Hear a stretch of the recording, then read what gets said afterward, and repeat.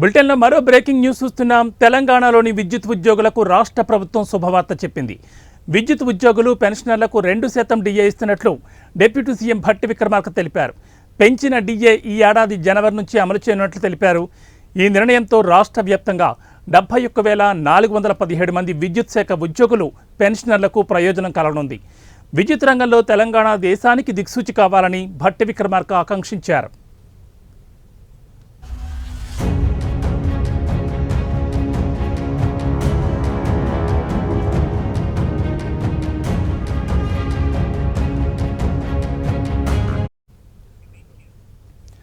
తెలంగాణలోని విద్యుత్ ఉద్యోగులకు రాష్ట్ర ప్రభుత్వం శుభవార్త చెప్పింది.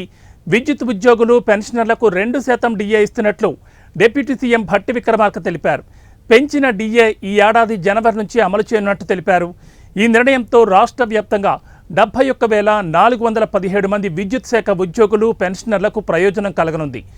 విద్యుత్ రంగంలో తెలంగాణ దేశానికి దిక్సూచి కావాలని భట్టి విక్రమార్క ఆకాంక్షించారు.